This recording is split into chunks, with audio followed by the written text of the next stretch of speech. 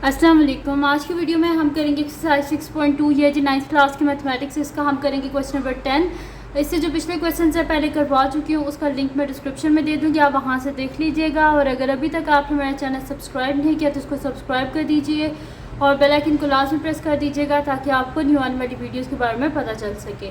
तो स्टार्ट करते हैं क्वेश्चन नंबर 11। इसका जो क्वेश्चन नंबर 10 हमारे पास है वो है कि x minus 3 divided by 8 divided by x square minus 4 multiply by x square plus 6x plus 8 divided by x square minus 2x plus 1।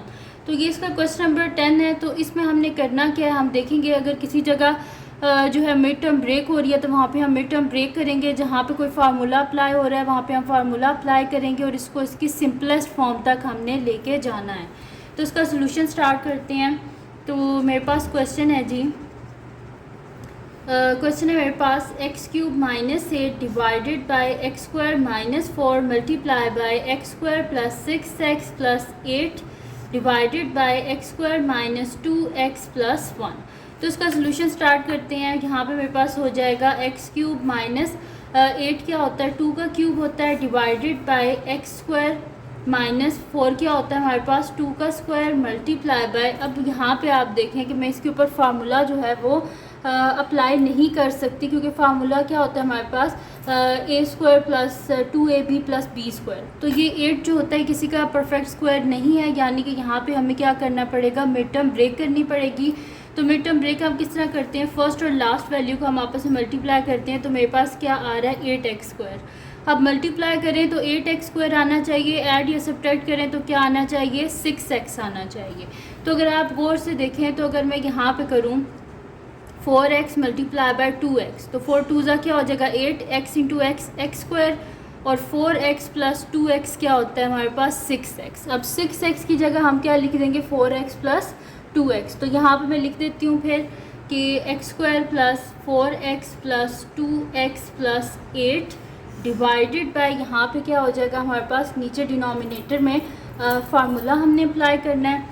तो यहाँ पे देखिए मिड टर्म ब्रेक यहाँ पे जो है वो हो सकती है, मिड टर्म ब्रेक भी हो सकती है, यहाँ पे हम फार्मूला भी अप्लाई कर सकते हैं। तो यहाँ पे अगर आप देखें तो मेरे पास ये किस तरह हो जाएगा कि मेरे पास हो जाएगा ये ए स्क्वायर माइनस 2 टाइम्स ए इंटू बी प्लस बी का स्क्वायर। ठीक है, तो ये भी फार्मूला यहाँ पे अप्लाई हो गया। फार्मूला कौन सा अप्लाई हुआ है, यहाँ पे मैंने किया है a minus B whole square का फार्मूला। ठीक है, तो अब इसको आगे फर्दर सॉल्व कर लेते हैं। तो यहाँ पे मेरे पास क्या अप्लाई होगा फार्मूला, यहाँ पे क्यूब का होगा। ठीक है, तो क्यूब का क्या फार्मूला होता है यहाँ पे मैं लिख देती हूँ।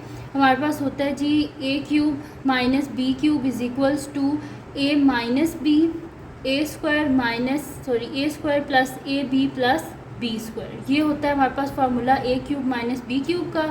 और a square minus b square का फार्मूला होता है ए प्लस बी और ए माइनस बी। तो ये वाले फार्मूलाज हम यहाँ पे अप्लाई करेंगे। तो यहाँ पे मेरे पास क्या लिखा हुआ है a cube minus b cube, तो मैंने क्या इसको बनाना है a minus b a square plus A b plus b square. तो मैं इसको फिर यहाँ पे लिख देती हूँ कि ए माइनस बी यानी कि एक्स माइनस 2, फिर क्या ए स्क्वायर यानी कि एक्स स्क्वायर प्लस ए बी है। ठीक है, ए बी यानी कि 2 इंटू एक्स प्लस बी का स्क्वायर यानी कि 2 का स्क्वायर। ठीक है, ये हो गया मेरे पास डिवाइडेड बाय मेरे पास क्या है ए स्क्वायर माइनस बी स्क्वायर। तो ए स्क्वायर माइनस बी स्क्वायर किसके इक्वल होता है ए प्लस बी और ए माइनस बी यानी कि एक्स प्लस 2 और x माइनस 2। ठीक है, मल्टीप्लाई बाय यहाँ पे देखेंगे फर्स्ट 2 टर्म्स जो इनमें से क्या कॉमन आ रहा है x कॉमन आ रहा है तो अंदर क्या हो जाएगा x प्लस 4। नेक्स्ट जो 2 टर्म्स है इनमें से क्या कॉमन आ रहा है 2 कॉमन आ रहा है, अंदर क्या आ जाएगा x और 2 4 ज़ा 8 डिवाइडेड बाय यहाँ पे क्या हो जाएगा मेरे पास फार्मूला जो बन गया, इस वजह से हम इसको क्या कर देंगे a square minus 2ab plus b square यानी कि a माइनस बी का होल स्क्वायर। ठीक है, फार्मूला अप्लाई हो गया। अब यहाँ पे हम इसको देख लेंगे कि जहाँ पे पहले तो उसको लोएस्ट फॉर्म में लेके आते हैं जहाँ तक सिंप्लीफाई होता है, फिर जितनी कटिंग होगी वो कटिंग कर लेंगे और एंड में जो आंसर है उसको लिख लेंगे।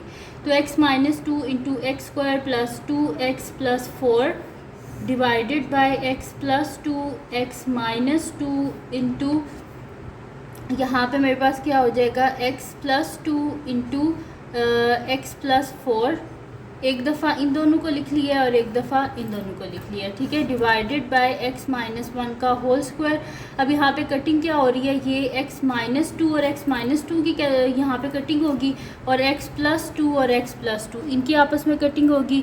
बाकी जो रह गया उसको हम लिख लेंगे, क्योंकि आगे फर्दर हम इसको और सिंप्लीफाई नहीं कर सकते। तो मैं यहाँ पर लिख लेती हूँ ये वाला x प्लस 4, फिर ये वाली value x square plus 2x plus 4 divided by x minus 1 का होल स्क्वायर। इससे आगे मैंने इस वजह से सॉल्व नहीं किया क्योंकि और कोई कटिंग होती नहीं है।